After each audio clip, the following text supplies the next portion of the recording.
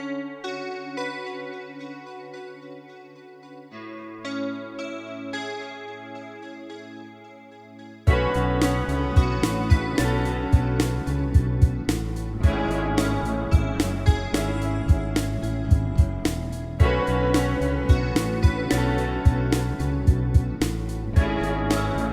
immortal words of Nina Simone.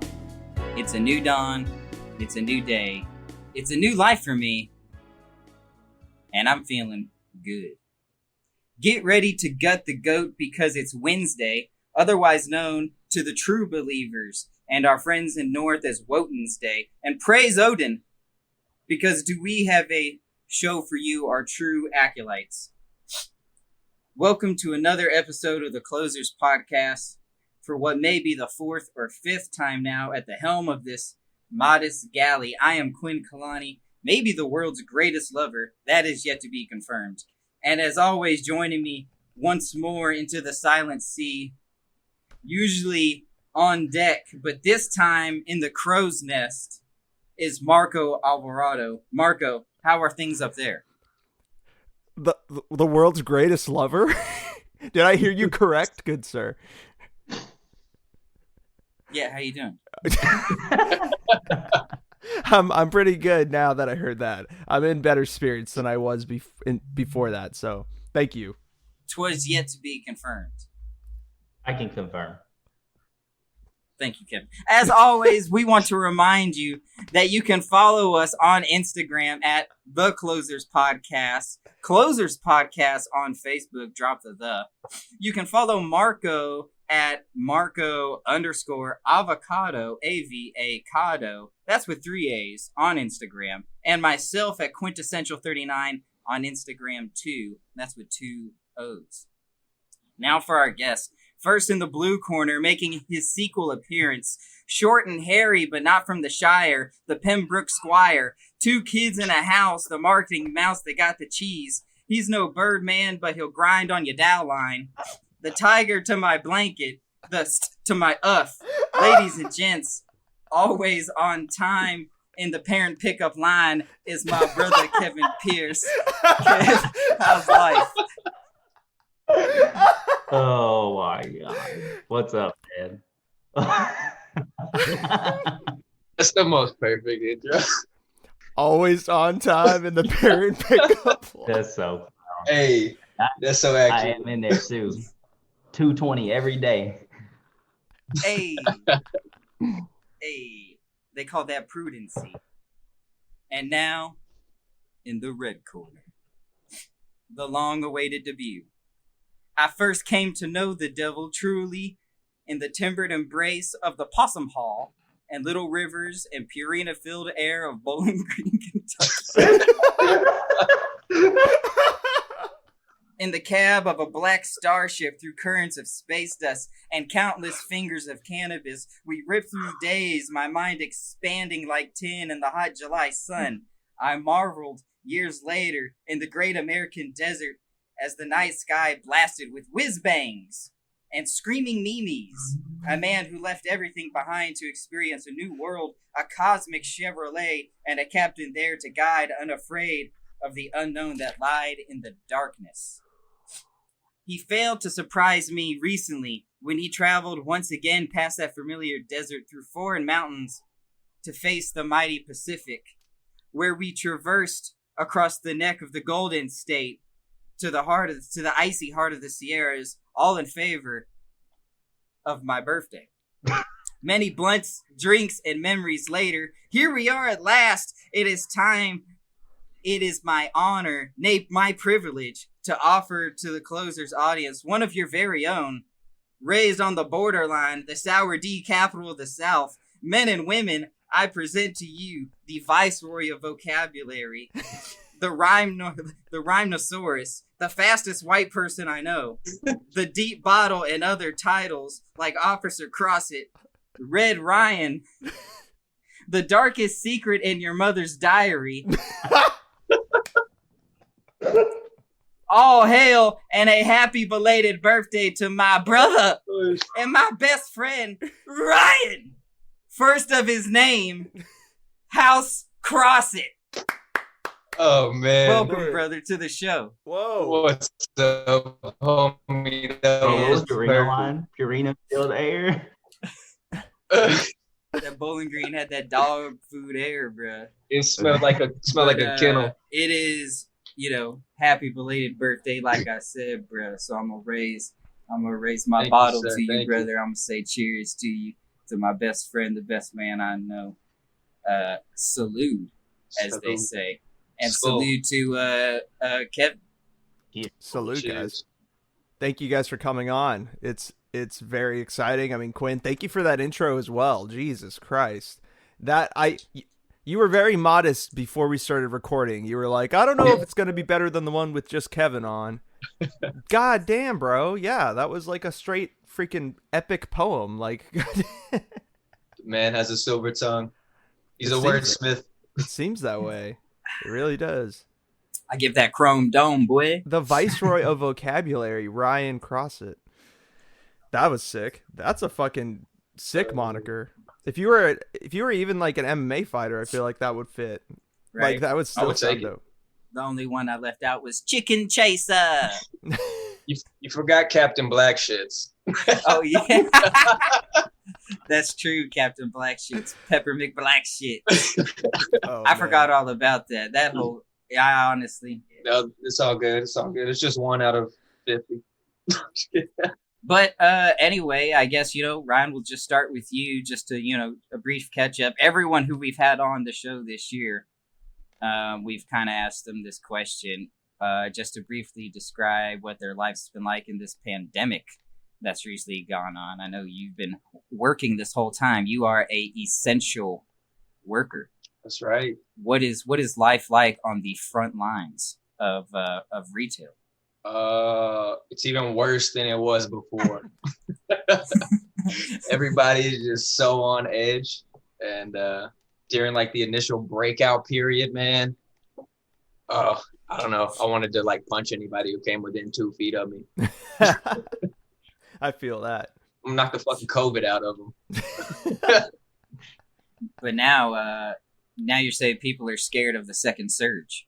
Yeah, they are a little bit. I mean, more people have their masks on and stuff, and they're not acting as idiotic as they were, but it's still, I don't know. You mix a pandemic with Hopkinsvillians, and it's trouble. Do you think that COVID fatigue is like people just like sick of all this shit is going to lead to people just falling in line, wearing the mask, not going out more, stuff like that? Maybe. Kind of seems that way. It's like an indoctrination of sorts. I feel like people are so worried about it. Like me, for one, I don't even like to discuss it on here is one thing, but like when people in public start talking about it, they're like, yeah, man, I don't feel good, or my family members have it. I was close to some people. I'm like, it just starts giving me anxiety. I'm like, go away, because you're probably a negative test result, but you're just putting all of this in your mind. It's making you feel sick and feel that way. So like, just get away from me with that. Yeah, I feel that. Where do you work, Ryan? I work at Walmart. Oh, okay. I have moved plenty of departments up to this point. I've been there for a little over a year, but I am now in the automotive center. Sweet. Was that O-neck part of the uniform, or did you get that on your own? No, man. My pecs are just weighing it down, so I'm just kidding. I have 0 pecs. It's just like a low line. It's like a low cut neck type shirt. It's comfy. And Quinn is the fashion police of this show. So. Oh yeah. I mean, look at him, buttoned up to the brim. I didn't think he had a neck for a second. Does that look trippy on Zoom? No. All right. So, Kev, how have you noticed the second surge? Is there a second surge? Is it surging on you, Kev? I haven't really noticed anything. I feel like when I'm driving, there's like just as many cars. There's still a lot of people. Like I went to Walmart yesterday, and it was like, me personally, I'm not about to halt my life. I like enjoying the outside world. So feel that. You're not riding around with you're not skateboarding with a mask on, are you? Nah, bro, nah. I wear it when I need to, but I'm still trying to. I like going to the gym. I'll go skate. I'll go out and eat. I'm still trying to live life. Yeah. I mean, cases here in Hawaii are not surging. I don't know how Kentucky is. I heard that they actually started spiking here, like in Kentucky and Hopkinsville as well. No shit. That's why. Yeah. Oh, damn. The past few weeks, month or so. Well, yeah, it's getting pretty bad in California again. Like we got like 10,000 people in one day, like last week. So I just think everything opened up way too soon. I just got that new Assassin's Creed and Call of Duty came out. So, I mean, if it's going to surge, it's a good time. I'll lock it up right now. Did you get a PS5? No, I still got the Xbox. So you ain't sweating a lockdown, are you, Kev? Yeah, I mean, if we got a lockdown now, I'm cool for a couple Now's months. the time. Yeah, I'm cool for right now. What about yourself, Marco? Second surge and all? Second surge. Well, seeing as I'm in California, things are interesting here because they like allowed for indoor seating for like a week and a half, and everybody went out to eat inside. Right. And then all of a sudden, it just got like 10 times worse here. Like everything just like popped off super fast. So like they closed everything again, like for indoor seating. So it's just takeout again, and people are like all confused because they're like, would you just reopen everything? Like, why is everything? And so like there's a lot of confusion, I feel like, with the tier system here in California. I don't know how it is out in Kentucky, but there's a tier system. Yeah, here. We got the phase thing too, like phase 1, 2, 3. I don't know what they are, but I know we have one. Sweet. Yeah, that's how we have it too. And like last week, every single county in California like went back a phase. Like that's the first time that no county's ever like gone forward. Wow. So it's interesting. I'm trying to be just cautious, like do activities where I don't really need to be like around a whole lot of people, like go for a walk in the park, and like when there's nobody around me, I take my mask off. But when like people walk by, I kind of just like put it up. So still going to the Elk Grove P, to the Elk Grove Park. Oh yeah, of course. Oh man. Yeah, that's a cool walking spot. So that's what I mean. I've tried to like abide by as much stuff as possible when needed. Right. But yeah, I mean I mainly stay inside anyways, so it's not really a big. Well, get ready for a game of 1-on-1. You got 2 weeks to train.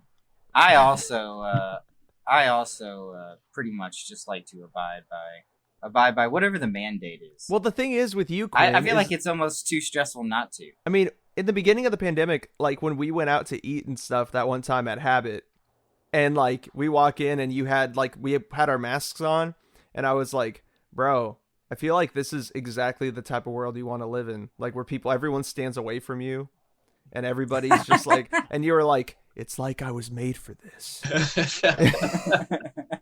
And I was like, yeah. So it doesn't surprise me that you want to abide by everything. Like that sense. Is true. That is true. But I'll be honest with you, man. We're here, halfway into November, and I've been going through some bouts of, I guess the blues. You can say depression. I don't know, because I like society existing around me. You know what I'm saying? I don't always like to invite society into my bubble. Yeah. Yeah. But I like to exist with, around me. Yeah. You know what I'm saying? No, that makes sense. And that's been kind of depressing. That's been kind of bluesing me out. And also, I'm starting to get that itch again, man. I'm starting to say, fuck this shit. I'm ready to go plant my flag elsewhere. Oh, really? You're already wanting to get out of the island? I'm almost done. I'm almost done with school. I'm getting there. So where would you go, Quinn? That begs the question. Just go ahead and move back to Hoptown. Are you gonna go back to Hoptown? No. Kick it with your God, no. Yeah. I know, I'm kidding, bro. If I don't have kids, I would not. Nah, I don't reckon I'll move to Hoptown. I got a few options listed. Might be that I stay here and I just get a different place, maybe like an apartment. But there's, Nashville's an option. As tradition goes, you at least have to stay there till I come visit. Yeah, that's true. I've been every place you've been, so that's true. That's true. That should be the spot, Kev. You should come too. I might, bro. I might. No, that sounds like probably not. I don't like planes, bro. If I could if I could sit by Ryan and we can hold hands. Damn, I can smell you through the camera, bro. I just had a flashback. Kev, you trying to buy a pack of Rillos? Hey, I'll hold your hand. Flights aren't scary. I got a problem where I like being in control of my own life, and on a flight I have no control. I don't. Well, no, that's what they That make. is true. That's what they make Xannies for. So you just pop one of those, Yeah, I would just and you wake up when it's over. That's true. I just had to get That is- blackout drunk and just sleep the whole time. There you go. Flying is an otherworldly experience. It's literally like time travel. It's strange. Can It you is believe weird. we've evolved from like throwing sticks and rocks at each other to making fucking airplanes and going around the sky and shit? Yeah, that's insane. And to then think just about. dropping rocks on each other Yeah, for way up high. sticks as well. Arrows plotting the sun. Just Yeah, that is Pretty pretty much. interesting to think about, and also in such a quick amount of time, like compared to the amount of time that we were just like throwing sticks and rocks at each other and being like cave people, and then all of a sudden Yeah. to the amount of time that it took. Super It's like crazy. 2001: A Space Odyssey. You guys ever seen that? yes. Nice. That's, Nice. that pretty much chronicles human evolution. Oh, nice. Right now it's more like a idiocracy, but Yeah. Perhaps things will change. I'm not certain things will change. I tend to lean philosophically. I try to remain optimistic about a lot of things, but things outside of my control, I tend to lean a bit more pessimistic. I just kind of thought, I was like, well, Donald Trump's probably going to win. And I just maintained that thought process until it was evident that he had no chance to win. So I like to, I just kind of have that mindset. What I can't control, I usually prepare for the worst. And what I can control, I try to prep for the best. How do you guys I like that. What are your guys' philosophies on that? And maybe other things on life. Do you wipe standing or sitting? definitely sitting. Sitting. And you gotta fold. You can't wide. Wait, Oh you yeah, sit? dude. You don't sit. Neat. You sit? I sit for everything. Toilet is my throne, bro. I sit to take a piss too, and I'll be there for 30 minutes. I'll be reading and writing something or playing a game. It don't matter. I feel at peace. That's why you shit the way you shit. You're supposed to stand when you wipe. Nah, I thought you were bro. gonna say stand when you shit. As soon as you stand up, it's gonna get smeared between them cheeks. Yeah, bro. I ain't having Dude, that. yeah. That's a terrible. So let's go ahead and just stick our arm into a defecated toilet. Bro, you're not dunking it in the water, bro. You do a little lean with a tilt, Yeah. and you get up in there. What is you talking about, bro? You're not even getting full coverage on your wipe, dog. Or if you was here, I just Wait, baby Quinn, so style. you I'll just pull my stand legs on up and you can get I it. stand, bro. I No stand. way. I stand. That's Just like I stand for this country. I stand when I wipe. I stand. Oh, You know why? Because when you wipe, you got a just straight up line of fucking wipeage, dude. You don't have to fucking hit an angle but or hit an then arc. if you high wipe, it's going up your back. Not even, bro. That's why you gotta scoot, bro. You gotta hit the Oh, shovel motion. no. It's like stuff shoveling sand. You ever been to the beach, dog? Now you're a shit shoveler. this combo. This combo is why humanity is where it's at. You asked us, bro. You asked us a deep philosophical question, and then also asked us about shit, and we just pivoted straight to the shit conversation. Followed up by Whoa, ass. maybe we could connect the two. What if your guys' philosophy differs from mine? We're 2-1, so we got 2 sitters, 1 stander. Wait, so what's Marco? You didn't chime in. Yeah, I was just taking it all in, man. Dude, it depends where I'm at. It depends if I'm in a public bathroom What? or not. Like What are like, you fucking switch hitter? I'm a switch hitter, bro. I'm a switch hitter, man.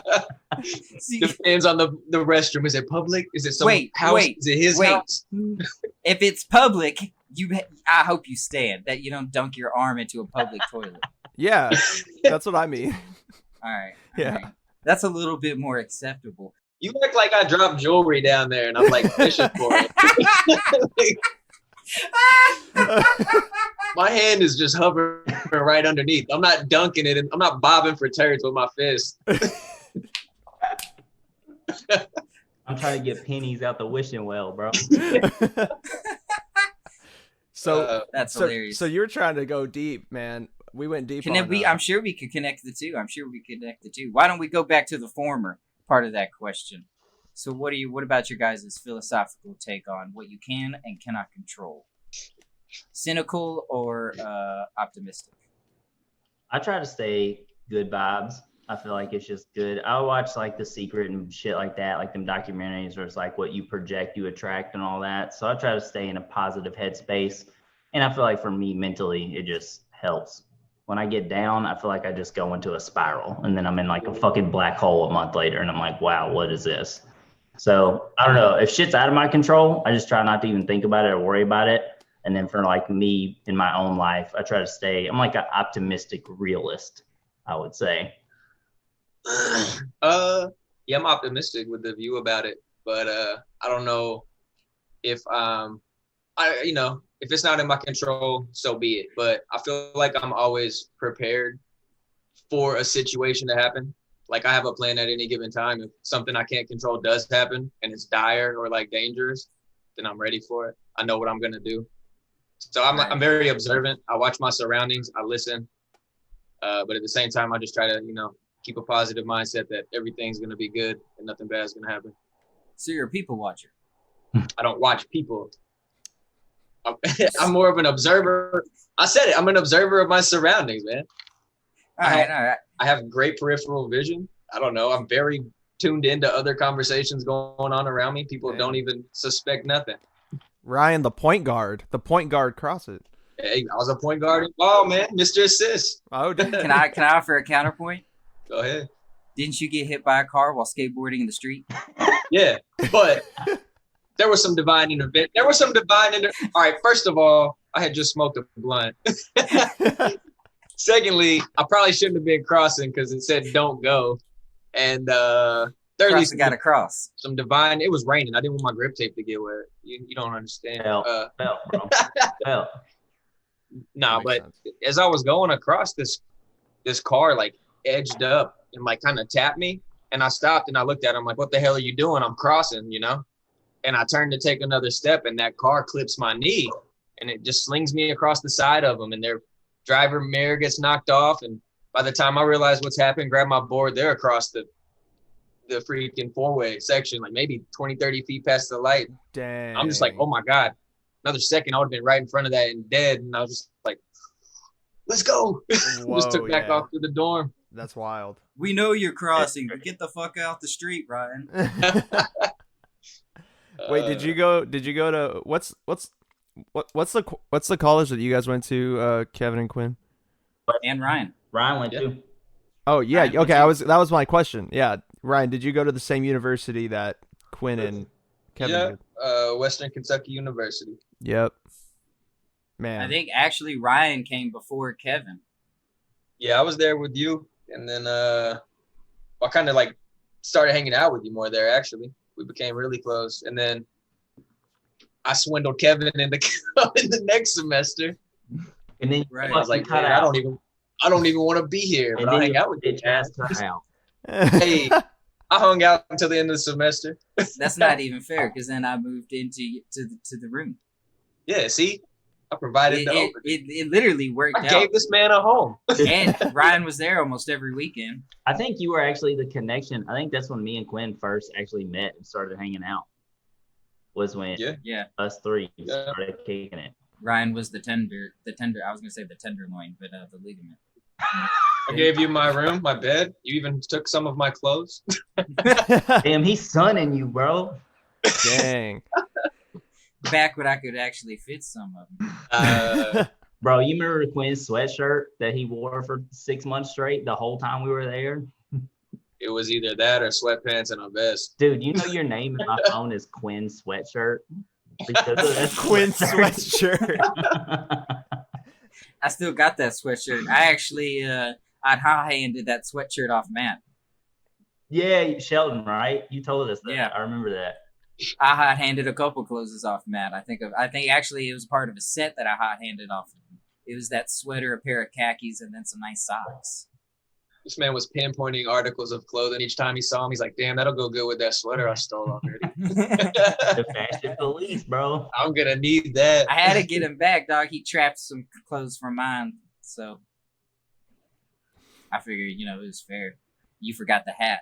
I always wore a hat. I always still wear a hat. Always had a hat on, and you always have flops with no socks. Probably the only one who didn't wear socks with him. What kind of hat was it? It was an Adidas hat. It was a white Adidas hat. Then just like basic like logo, or was it like the OG logo with like the leaves? No, it was just like a basic white Adidas logo. It literally just said Adidas, and then it had like 3 gradient things on it. Oh, okay. It was very much like 2008 New Era Adidas. Ah, I see. And but I wore the fucking shit out of that hat, man, and then some bitch stole it. Bitches. What the fuck? And I don't mean to, for our female listeners to, but Fuck thief. Texas, bro. I feel it. Yeah. But no, I mean, I agree with both Ryan and Kevin on their philosophies on being like, when you can't control something, why worry about it? It's taken me a while to learn that. The trials and tribulations of life kind of ingrained that in you to a degree. And I've kind of gotten to that point of in my life where I can have that zen where it's like, I'm going to be hopeful because I can't control anything. And regardless if I'm hopeful or not, like, things are going to just happen as they happen. So might as well try to be as positive as possible because, at least I could feel somewhat content in certain situations. Yeah.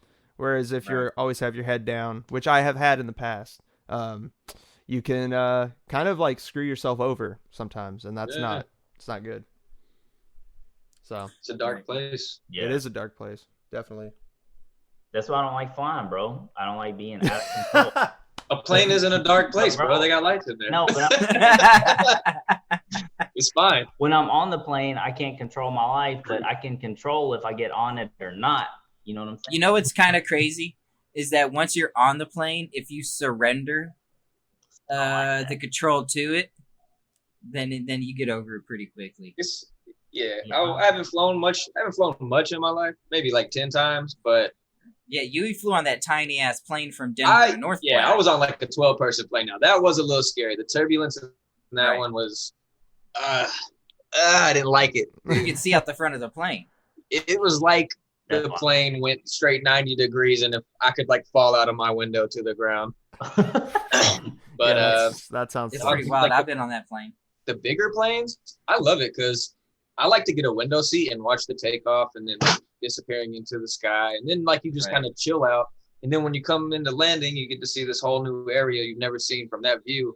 But the fun thing about it is at the takeoff and the landing there's either people super chill, people sleeping, or people just like ripping the fuck out of their armrests with like they're pressing back into their seats, and it makes me laugh. I'm a grouper. I'm a fucking break my seat. It looks so scared. I hate it. I'm a gripper. I'm a gripper during takeoff. Landing, I'm chill. Takeoff, the first 15 minutes, I'm pretty anxious. Oh man, I'll drop like 40 Hail Marys. I'm getting anxiety thinking about being in a plane taking off, bro. Really? You got to learn how to fly. So that way you can be in control. So you could just fly yourself. Yeah, kid. You could also take weed from here to Venezuela or some shit like that. Narcos out here. Pablo. Yeah. Don't you want those kids to go to college, Kev? Operation Flying Squirrel. Come on, dog. Operation Sugar Glider. 100%. Kev, I saw recently you went north. Yeah, I went up to little vacay, dog. What was up with that? Where'd you go? We went up to the Canadian border. We went to I don't even remember what the town was. We went somewhere in Michigan. We just got an Airbnb on the lake up there. Me and like 5 little boys. Lake Michigan? Yeah, we were on Michigan. We just went up there for a weekend, dude. Dude, you know what's so funny? We drove like 14 hours to go up there, and we probably spent a good 10 hours in the house playing Trouble drunk. Like, Really? we drove so fucking far, and we basically just kicked it and played Trouble all night, both nights. But then, like, in the daytime, we went out to the lake, we went hiking, like, we went and did some cool shit. But yeah, it was dope. And then we drove up, we went to Detroit, went to the Canadian border, went to this like island thing that had like, it was fucking like nicknamed Goose Island. Like it just had like 10,000 geese on it. That's Whoa. pretty scary. Now that's Did you scary. chase them? Oh, there was a lot. No, we weren't trying to mess with them. We didn't want to get jumped or nothing or shit. Yeah, I don't want to get attacked by a flock of Oh, bees. dude, geese are like, they're like their own gang, man. Yeah. When they have their territory, like you cannot fuck with Like, you that. fucking looking at me? They bark at you too. Yeah. Yeah. Oh, dude, I went to my first dispensary. Never been in one until Michigan. Oh, Yeah. oh, nice, nice. Talk us through the experience. Dude, it was. Real It's like you were baptized, bro. Yeah, we went. Yeah. Welcome to the new faith. We went to two. The first one we went to was they were both pretty similar. The second one had much more of like a doctor office vibe in the front, but then in the back Nice. it's just this big open showroom, and they just had Right. they had literally every product in like glass cases, like at a fucking jewelry store or something.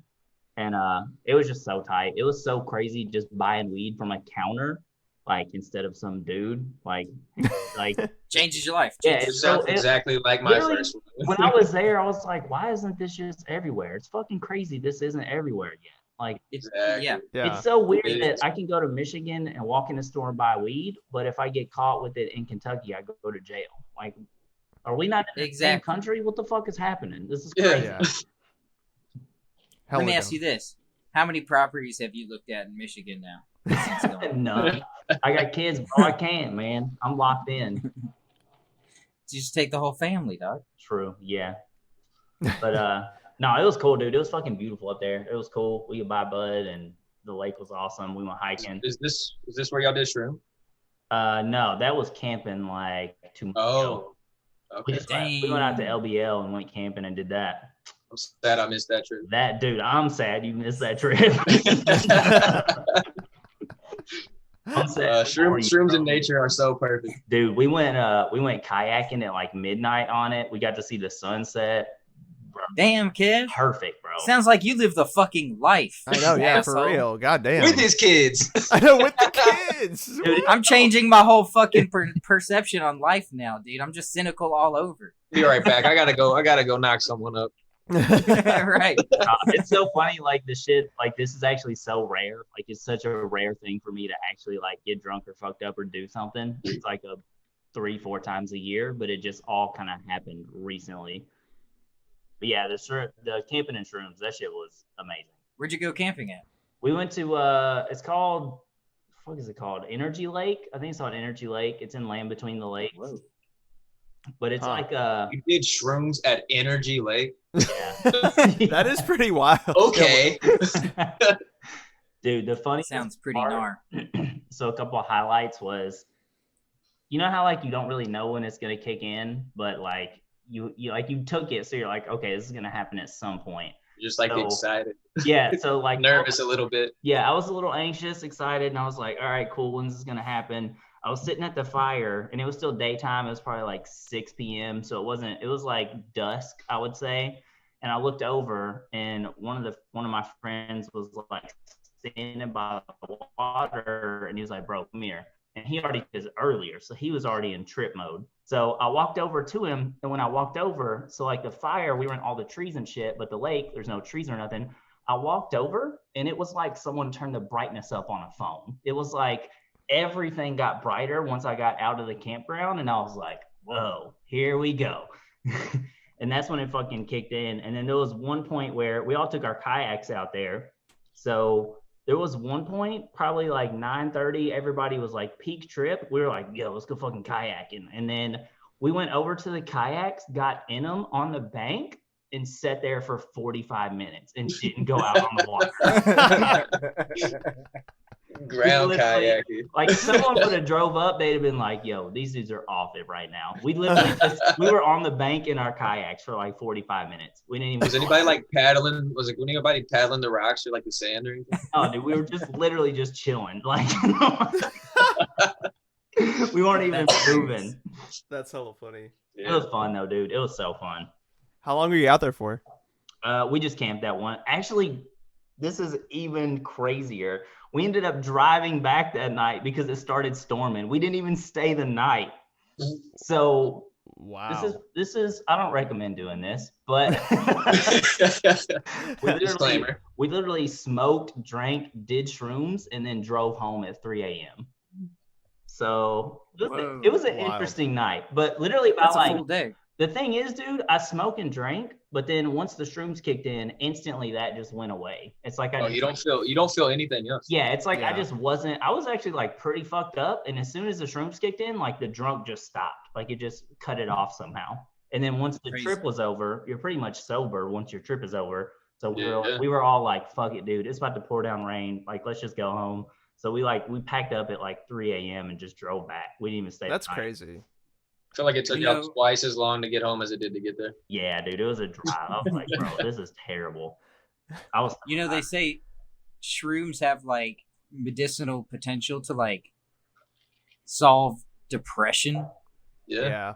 I want to microdose, dude. I actually really want to try it. My friend, I'm not gonna say his name, but I got one of my buddies that does it. Yeah, I will say after our trip though, I felt I was definitely like less stressed for like probably about a month after. I felt like it kind of just overall. Yeah, like I just kind of while I was tripping, I like did some. There was at one point I was sitting at the fire by myself, and I was just kind of thinking about life and shit. And I was like, bro, I'm taking life too serious right now. Like I need to calm down a little bit, because like with my job and shit, like I just be super stressed all the time, basically. And I was like, I just need to chill the fuck out. So it did. I mean, you should be grinding all the time. Yeah, I mean, I feel like it did help a little bit mentally.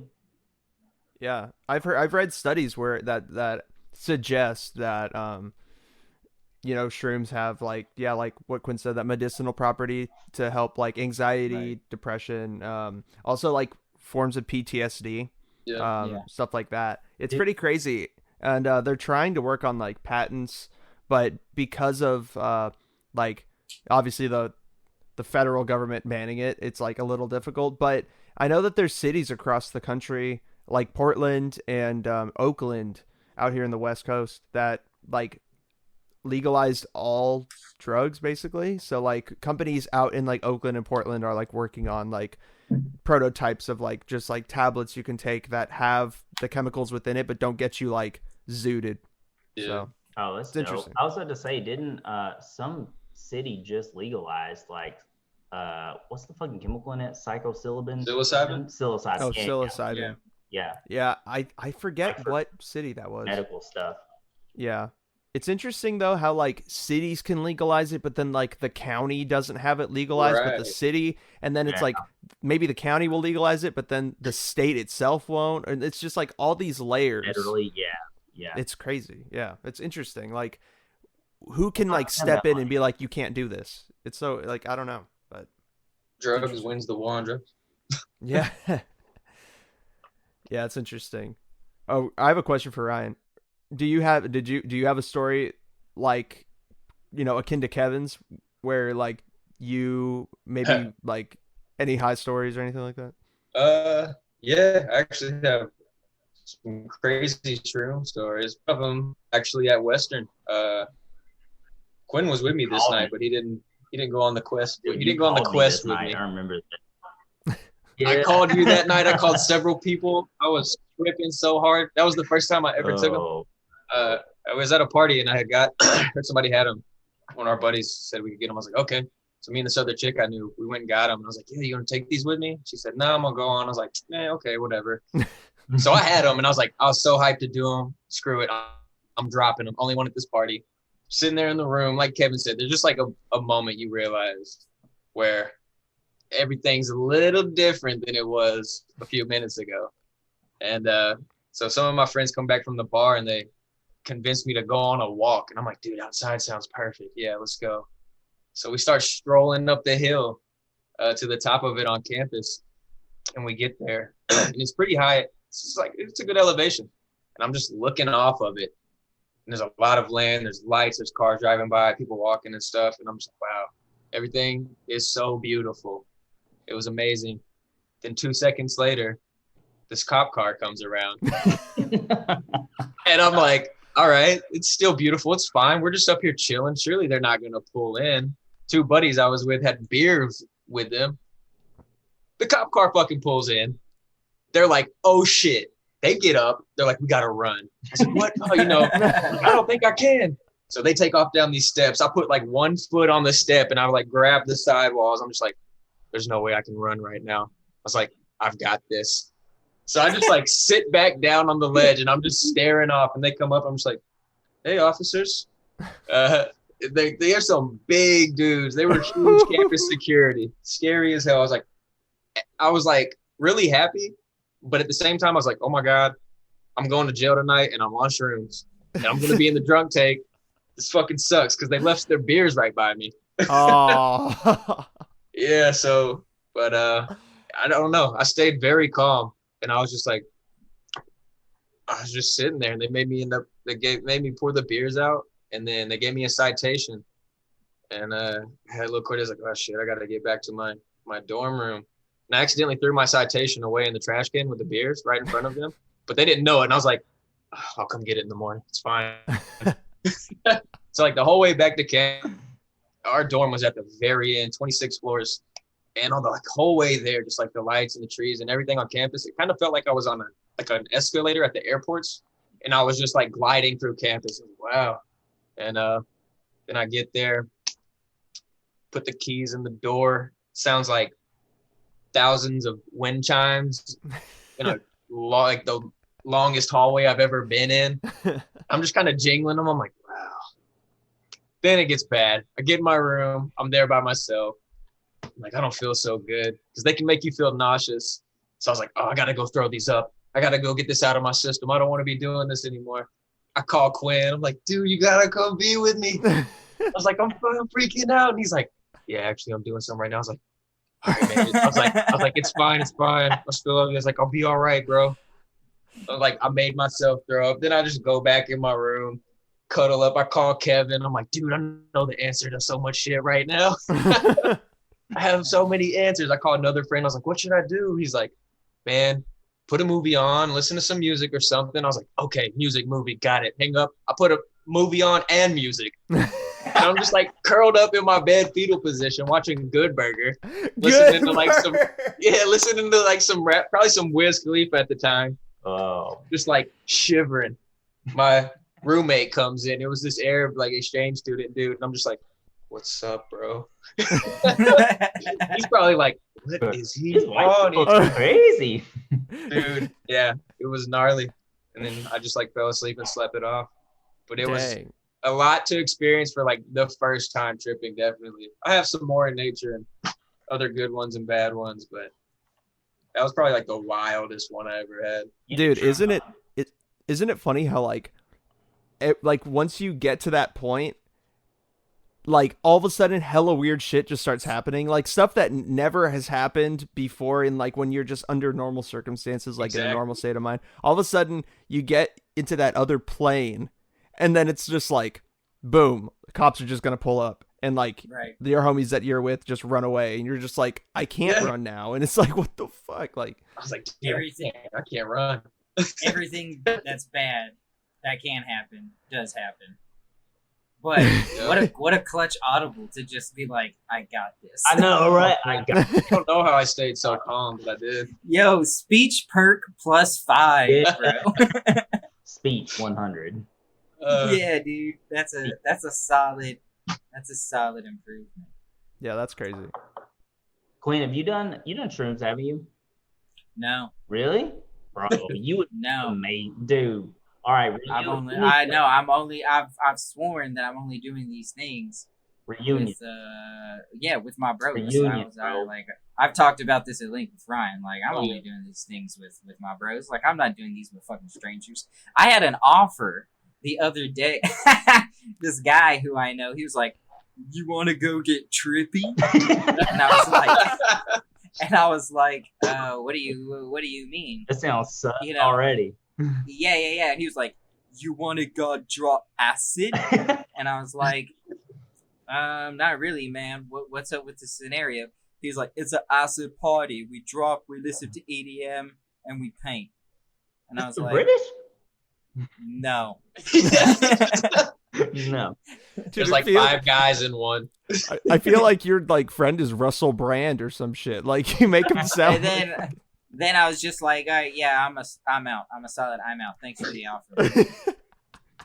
Bro, It may have been an amazing time. But yeah. Also weird if you don't know the people or like the environment, I definitely don't recommend it. Yeah, you gotta. Yeah. You know, You gotta be in a good Like- headspace going into it. Definitely. Like you said, I want to be your spirit guide on the first trip. I have a built-in trust, you know, with these sort of things. You know, like I want to be around people that I know, you know, will catch me if I fall, so to speak. Yeah. That's sweet. Dude, my first Dude. my first You don't trip want ever- you don't want to be around assholes that like draw dicks all over you. Yeah, I feel that. Kevin, what were you gonna say? Oh, I was gonna say my first trip ever was actually with Ross G. Oh yeah. Speaking of the home, Shout out to the OG of the family tree, right? Ross motherfucking G, aka Yeah, Ross Raldo. Raw Green Acres, Raldo. Oh, Yeah, Holding it down. boy. Eastern Kentucky penitentiary boy. dude, it was wild because I've never done them before. We were at one of my friends' apartments downtown, and I took them. I actually put them. We went to Taco Bell. I got an apple empanada, and I stuffed them in the empanada, and I ate it. So That's the most delicious way to eat them, actually. Wow. The Yeah, empanada. They were doing like Interesting. Alchemy plus 10. Alchemy plus 10. Yeah, my cooking skill went up. So I took them. I had no idea what to expect because I never took them. And we were sitting on the couch, and he was sitting right beside me, and there was a couple other people there. And my friend's apartment, he had a fucking Jimi Hendrix poster where it was like a headshot, his afro, and it had guitar cables, like all kind of different colored guitar cables. Oh yeah. And my friend Ross was like, bro, he tapped me on the shoulder and said, bro, look at that fucking poster up there. Because we ate them at the same time, so I'm assuming his kicked in, and then he was like letting me know. And I looked at it, and the guitar cables started like moving around the poster, and I was like, what the fuck is happening? So then my other friend whose actually the apartment it was, he was like, bro, come here. And he took me into the kitchen. He had already tripped before. So he kind of like, he set us up for like a good trip. Like one of his rooms, he had like 5,000 Legos, and he just dumped them all on the floor for us. And he was like, y'all are going to have fun with this. Trust me. So See, that's who I want to be around. I need to be around these kind of people. yeah, he catered our trip for us. So then once he knew me and him were tripping, and then there was a couple other people too, he was like, yo, come in the kitchen real quick. So he came in the kitchen. There was a painting of like this scene in Italy, and I looked at it, and I literally just started crying. I was like, bro. I looked at the painting, and I was like, dude, I'm there. Like, I'm in Italy. Dude, the opera music just like filled your ears out of nowhere. It was like, yeah, bro. The Godfather soundtrack just keeps in. Start smelling bread ovens. It was like the light came in from the sky, and like a choir started singing. Like, it was wild. And then the two craziest things about that night, one, so we had someone there that was basically a DD. Like, he was sober. All he did was smoke a little bit of bud, and he was like kind of making sure everybody was cool. He cut out at like 2 a.m. And then another person, my girlfriend's best friend at the time, was like, all right, I'll come DD because I want to see y'all tripping, because it was her first trip also, my girlfriend's.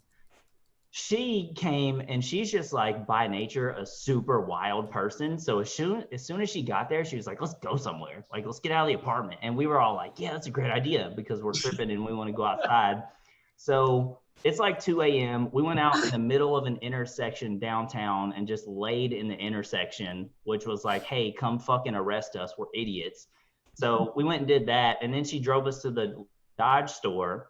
Me and Ross, she had a sunroof. She opened her sunroof, and me and Ross stood up out of the sunroof going down the road. It felt like, you know, in Star Trek when they like jump time and shit, when they're like fucking zooming through hyperspeed. Yeah, Y'all were in like a warp tunnel. It literally felt like I was in a warp tunnel driving to the Dodge store. And then when we got there, I saw one of my boys that I used to kick it with all the time. And I had just got my chest tattoo done. I was wearing a tank top, and he was like, bro, let me see that. So like I moved my tank top. I looked down and moved my tank top to show him. And I have an owl tattooed on my chest, and it started flapping when I looked at it. And I was like, oh, fuck. This is also the first time I've seen it. I was like, damn. And bro, he was like, bro, are you good? Because my eyes were like so dilated. And I was like, yeah, I'm good, bro. And then Ross came in and was like, man, I'm thirsty. And we went over to the Gatorade wall, and like we literally sat there. We're like, God damn, you see all these colors over here, dude? Because it's just all the different colored Gatorades. We stood there for a good 10 minutes just looking at Gatorades, and then we just walked out. We were like, we can't even. I don't want to go up to the register. This is sketchy. But it was fun, dude. First time was both times. They were fun. It's a lot of fun. Right. You got to have a trippy painting. That's a required. Oh, Yeah. Trippy painting or like a trippy movie or something. Something to get you into it, yeah. One small thing I do want to add on like the shroom trips is, like you said, you both took them roughly the same time, and you know, like pertaining to like connectivity of like just energy of souls and stuff. Like that's true. If you all drop them at about the same time, there's that moment where you kind of all just look at each other, and you'll be like. You'll like take a big breath and you're all like, do you feel this? And like everybody's just on the same wavelength for the entire trip pretty much. Like it's like when women menstruate all at the same time. Just a room, except you're just like shrooming out like, oh. Dude, I feel like we mentioned women menstruating last podcast with Kevin too. That's pretty funny. That's like a common thing. Yeah, I think we had a pretty dope painting in our place, Ryan. Oh yes, we did. That we used to stare at all the time. What was it of? Talking about Western or Nebraska? No, Nebraska. In Nebraska. Yeah. I'll look up the title of it, but it was a. I don't even know how to begin to describe it, dude. Man, where'd y'all get it though? We got it at a dope ass antique place. Yeah, it was by a dope ass antique place. It was by Hieronymus Bosch, who is a Dutch painter. And we got it at this antique place, and it was his depiction of hell. Whoa. Oh, shit. And there's like all these demons and stuff, like people being raped by like scissors. What the fuck? I have to look it up. Wait, what's the thing called? Yeah, I'm about to look it up. It's by a guy named Hieronymus Bosch. Oh, yep, there it is. Bosch. Damn. Yeah, we found this at a replica copy at an antique store in Nebraska. What the fuck? Is it the one with like the like? It was there's two. I think, dude. I honestly think it was the Christ in Limbo. Christ in Limbo. Oh, it might have been. Let me see. Thinking it was that one because it wasn't as bright. It wasn't as bright as the Garden of Earthly Delights. I mean, there's a few of them, but I really feel like it was Christ in Limbo, dude. Yeah, it was Christ in Limbo. The one with like the freaking dude's head. Dude, yeah, he's like people going in and out of his mouth and stuff. Yeah. It's like bodies. Yeah. Somebody's getting slayed in the bottom left. Like, bro, that on truth, that's bad vibes. That's bad vibes, bro. We got dude, but like, look, there's like an angel and stuff smiting some demons and killing people. You got people gambling and stuff. Dude, yeah, there's a gamble table. What? Dude, that shit. Mouth open. That's trippy. Oh, I know. Dude, we used to get just real turned on the loud, and we would just stare at it. We sit on the floor like feudal Japan, man. Like it was crazy. Dude, yeah, this painting is ridiculous, man. Jesus Christ. There's so much to look at. Yeah. I feel like it's like cut off too. It's like there's more, and they just like it's like a snapshot. It's like one little piece of like a giant. It was one of those rare gems you find at just like a place. Antique stores, man. Going antique shopping, antique stores, that's a lot bigger in the South, especially around like the Hopkinsville, Cadiz area. Sure. More so than it is like other places that I've lived. But man, you will find some gems, just real like time capsules of history there. Sometimes internationally, you know. Yeah. I wonder if is that.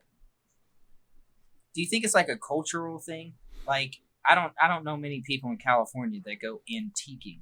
Yeah, I mean, my mom loves to antique. That's very much like a like. Do you think it's like an age thing, It's like a- a generational thing? In California, at least, yeah. Like there Right. are some people I know that are my age or a little younger that like to go thrifting, but antiquing is a Yeah. different story. That's a little different.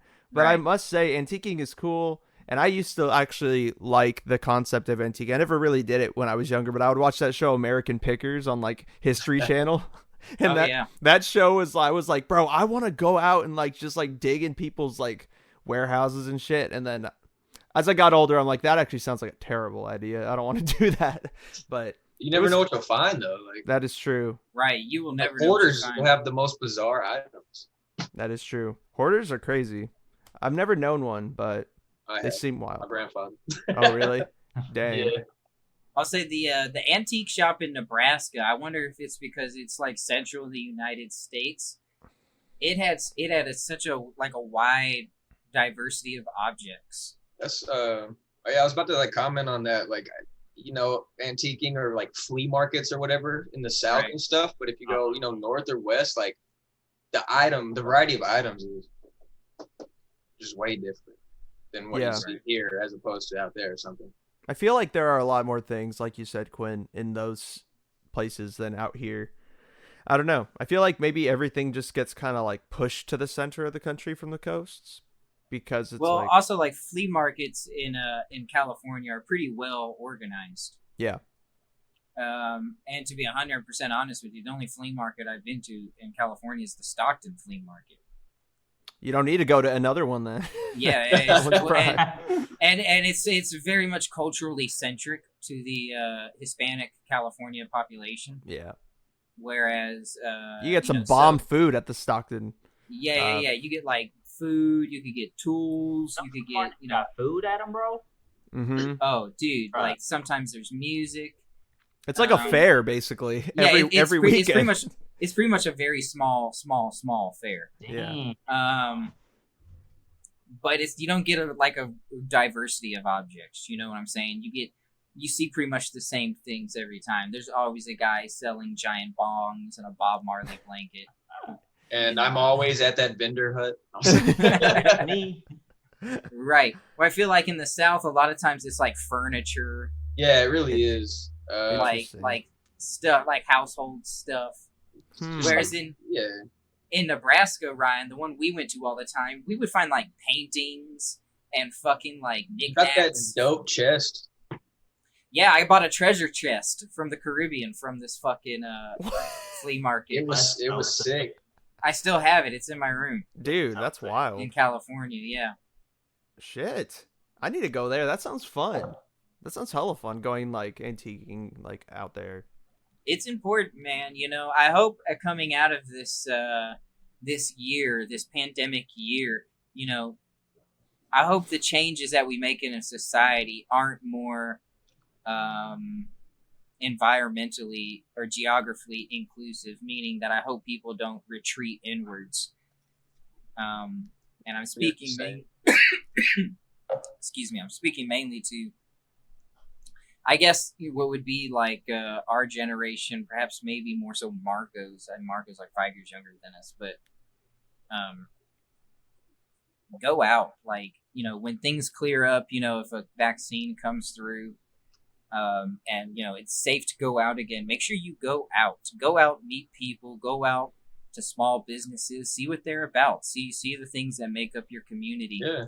And Yeah. places like antique stores and flea markets, those are literally like miniature, they're kind of like landfills for things around the world to just get dumped at. There's no telling how many hands it went through or where it came from. Yeah, the Right, stories. there's no telling what you'll find. Yeah. It's crazy. Yeah, that's true. Very true. I feel like there's more of them now too. Like I'm seeing more people. Maybe that's just my circle because my mom's like gotten a little bit more into antiquing recently. But like just on Instagram and stuff, like I've seen a lot more people go and try to like find more vintage stuff or maybe some more antique quality type of things. Like I feel like people are getting kind of tired of like the whole like modern style of like really clean lines, rigid, very like boxy, Framed and angular. yeah. More like that You know, painting that you showed us. Like what's old is always new again, man. What's old is always new again. It's a circle. that's What is true. dead may never die. You right, bro. What is dead may never die. Dang, what a reference. Far. So yeah, I just wanted to put that out there. You know, for people, you know, spend less time just like chilling at home, smoking doobs on your phones, you know, watching. You know, like this, fucking it's a blessing we Hulu can and communicate stuff. like this, but go out and Right. have some human interaction, you know? Yeah. And it is possible to do that still. Like a lot of people are freaking out because they're like, oh my god, a lockdown, a shelter in place. It's like that doesn't mean you can't go out like for a walk and like just see your neighbor Dude, no, and like me wave. and you like, were going for walks. yeah. Like it's not a bit like you can still go for walks. It's just be like safe about like be conscious of what you're doing, you know? Yeah, y'all have a lot more parks with activities and events and stuff, but I mean, you can go to those and still distance from one another and still talk and have good times while being safe. Exactly. Instead of holding your So- hand, keep a little. Homie's hand. Yeah, just frolic through the so- park with your homie. So we're winding down on time here, guys. But before we go, one last thing we'll talk. All right, I got you. What did he say? What is that? I said, take a shower. What are you doing, dog? You doing some mouthwash? That looks like a little bathroom.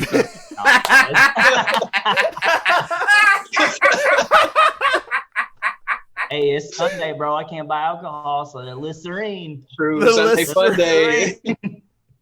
Get lit Wait. and have fresh breath. Oh yeah, over there they have like a time where you can't buy. Hey, We got a Kevin, whole Kevin day. Clean Cup. We That's got, crazy. Yes, they got a dry day. Kevin Clean Cup. That's your name, boy. Kevin Clean Cup. Oh, Dude. literally Yeah, they do. all day Sunday. We can't buy alcohol. It's the wackest shit. No, see, All but right, it's like the weed. I'll take a little drink Cheers. with y'all. It's like the weed Cheers, laws, though. boys. Cheers, love y'all. If you guys, we talked last time, especially you, Kev. My memory is damn near shot. I can barely remember Or that fucking bud, anything. bro. But if you guys have any more memories, anything left from the well that we could pull on, any funny stories, anything you could reminisce from either Western or Ryan from when we were chilling at Nebraska, or when we fucking cruised around California. Nothing. I guess Right. the one I'm curious about is what do you remember from the first time you met Quinn? Oh man. All right. See, I don't remember this. I don't at all. know. I don't know if this was the first time I met him, but this is like the first time I hung out with him, and yeah, I guess so to say, met him. You know, it was him, myself, and two of the other homies, and this dude was just like, "Hey guys, paint me up as a pantomime, and I'll dress up like it, and let's go to Walmart, and I'll just mime around the store." So we paint this man's face up. He has like a striped shirt. We proceed to Walmart here in Hopkinsville.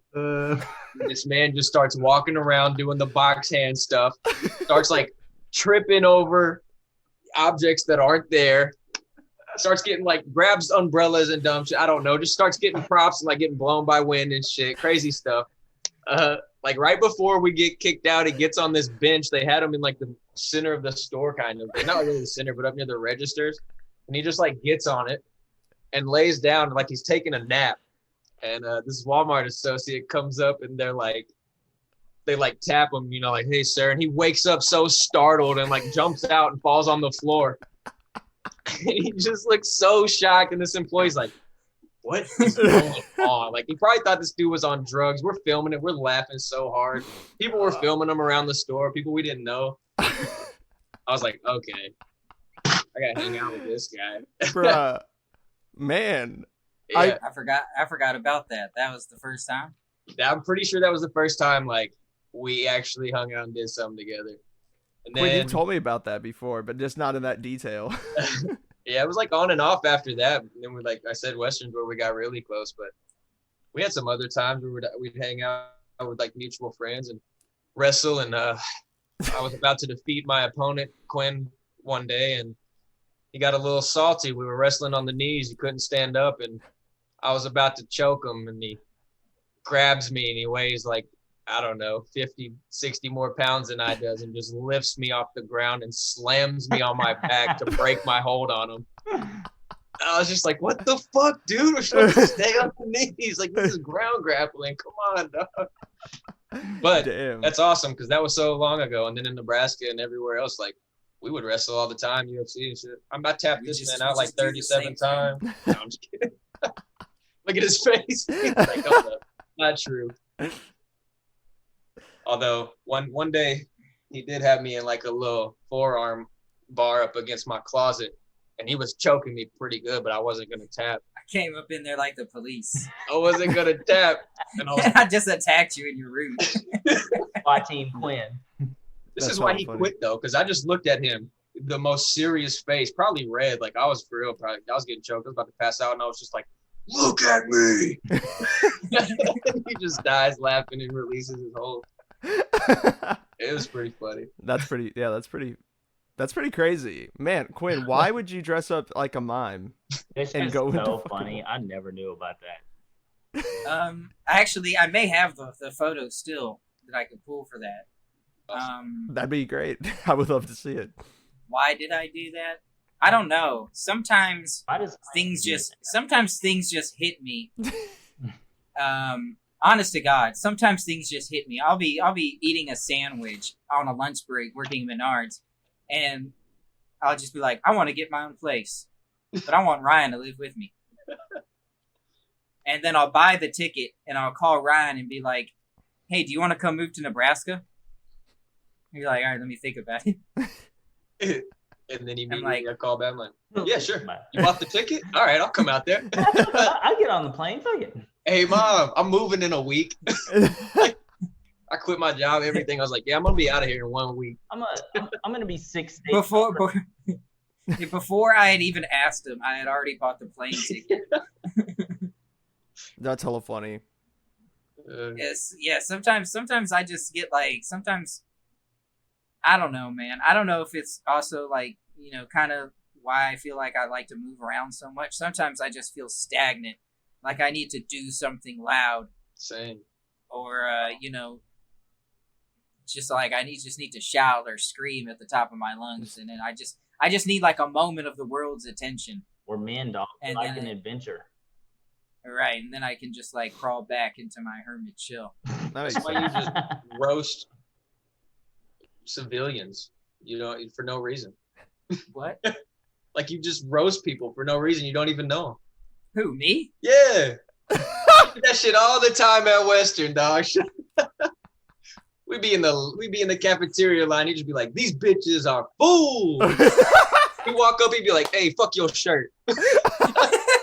To just random people. I'm like, man, we're gonna get in a fight one day. Dude, no wonder. Dude, okay, I'll tell the story of you guys, or for you guys then, because me and Quinn worked at a UPS store out here in Elk Grove, and dude, there were so many times where like me and Quinn would be working, we'd be closing the store, and then we'd see like people about to walk in, and Quinn's like, I'll give you $30 if you tell this guy to go fuck himself. And I'm like, no, what the fuck? He was like, that'd be kind of prime though if you did. I'm like, It'd be a little prime if you did. yeah, and I'm like, no, I'm not doing that shit. You can do it. He was like, yeah, I'm not really feeling that. But I'm like, bro, what the fuck? You I want would me have to been do like, it? man, 35. No. 30. Well, I've man. chilled.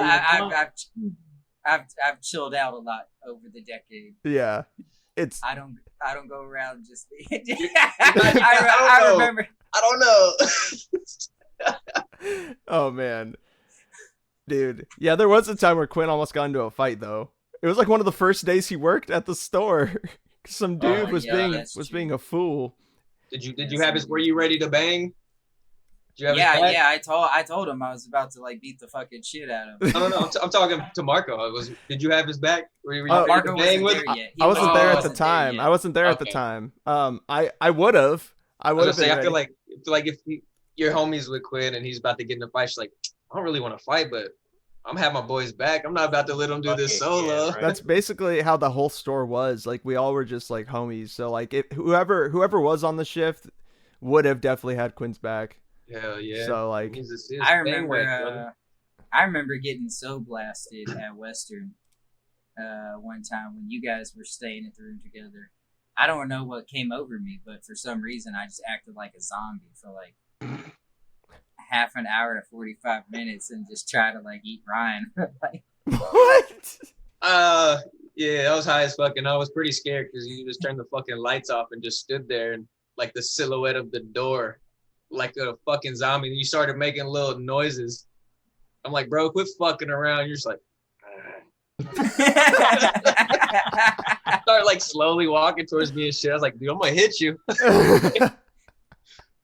That shit's hella funny. Yeah, that sounds like a Quinn thing. Kevin, do you have a story? Like, do you remember when you met Ryan? It was sometime in middle school. Me and Ryan met in middle school, and like it's so funny because our relationship, like we were so tight in school. We were like best friends, but we never hung out outside of school. I know. I think until Western, actually. I think it was until then, yeah. It was really strange. I think like we were just homies, and they were like, "Hey, bro, you're going to Western? Yeah. You want a room together? Fuck yeah!" And then like we were just That's how it basically like we were just super cool after that. But like we would clown in middle school and high school together so hard, but we were kind of in like different cliques. So like we just never actually chilled outside of school. But yeah, I don't even remember the first time we met. I mean, it was sometime in school, some class, probably fucking around. I want to say it was like, definitely sixth grade, but I want to say probably when we were like in choir, and you would like always pull the guitar out, and some chicks would come over and like you'd be playing the guitar. I was like, hey, I like guitar, I like chicks. This dude knows what's up. I'm gonna go sit by him. Oh shit, you skateboard, bro? Can we just become best friends? Yup. pull your dick out. Pull my dick out. This all happened in choir. No. All in choir. You guys sung that. You guys actually sung that exchange. Yeah. Pull your cock out. A little flat. Go a little higher. Go a little higher. That's like a funny choir. What an interesting place to meet somebody. Choir class. It's crazy. Yeah, we all went to the same high school together, but we had different cliques, and then we all went to Western together, and then it's just like we just meshed so well. Yeah. It was wild. It just like, happened. we were still cool with everybody else, but like we all just became like brothers. Like even we became like we were like the trinity of our Western crew. Like there was like the Western crew, and then there was like the sub crew, which was us and Ross G included. But obviously Ross G is not here. So. Man, the amount of things that I've heard of Ross G, man, I need to talk to that dude. Even if this podcast doesn't exist in like 4 years, I still am gonna like more like 10. Okay, 10 years. I'll be like 35. That's cool. Let's get this man on the phone for a snippet. I know, right? Dude, hey, let's put some money on his JPay. Get him on. Yeah. Yo, that would actually be really dope. That'd be a really dope, bit. Like a 1-2 minute like little bit. Hell yeah. Ross G on the block. That'd be sick. That'd be super cool. What a time, though. What a time. It I look back on that time when the three of us were hanging out together, 2012. Fondly. Man, Fondly. Foggy, but fondly. Yeah. It was a blur, but it was a fun blur. Isn't it crazy how it's almost been 10 years since 2012? Wow. That's crazy. Right. That's wild. Super and then man, we gotta do a reunion, like a physical reunion sometime soon. I want to see you on shrooms, Quinn. We got a reunion. We got a reunion in shrooms, dude. We have to. We should Airbnb at Lake Tahoe. The four of us. Marco is there to like he's the overseer. Oh man, that's a big Marco's he's the steady hand. The fact that you all trust me to be the overseer, he's the Stephen Strange. He's the Doctor Strange of the Avengers. And Lake Tahoe would be a blast of a trip. That would be sick. Yeah. You'd have to fly though, Kev. No, wait, where's Tahoe at? What is that one? It's right on the Nevada-California border. Oh, fuck. I mean, honest to God, I'd be willing to drive to fly to you guys and then drive with y'all to there, and then y'all fly back. Oh wait, then a sec. We can do it with the car. That doesn't make sense. Yeah. I think There's a way where this all works. Sounds complicated. Workshopping. Yeah, we'll figure it out. We'll figure it out. Yeah. Figure it out for sure. Pretty good at it. I'm pretty good at intros, but I'm not too good at outros. Is there anything left you guys want to say? How can people follow you? Is there anything you want to plug? Any lasting thoughts or memories you wanna fucking throw in the pot before we played it?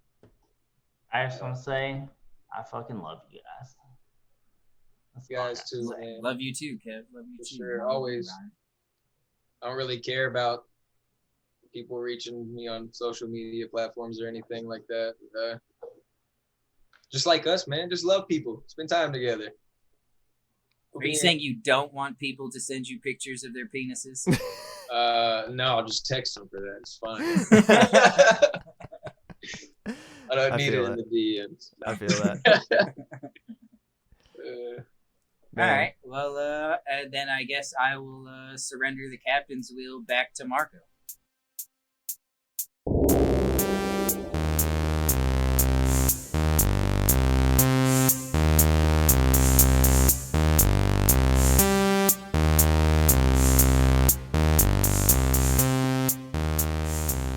Big thanks to our guys, Kevin Pierce and Ryan Crossett, Officer Crossett himself, coming through to hang out with me and Quinn. No NFL games of the week for this week or weekly recs. It's getting a little bit down to the wire in terms of school semesters. Quinn and I have been a little busy this week, so I'm just going to close out this episode solo right quick and tell you to please follow the podcast on Instagram at The Closers Podcast, on Facebook at Closers Podcast, and subscribe to our YouTube channel. We are The Closers Podcast. Share these episodes with your favorite people so we can build a community of favorite people. Hope you enjoyed this really, really fun episode, hearing some stories from Quinn's past and some of his best friends, shooting the shit a little bit while I got a couple stories in there myself. It was really fun to record with those guys. Next week, not really sure what's going on, but follow the socials to stay tuned for that. I will be closing out your week as always on Friday. And for Quinn Kalani and the Closers Podcast, I'm Marco Alvarado. Hope you have a great rest of your week. Talk to you then.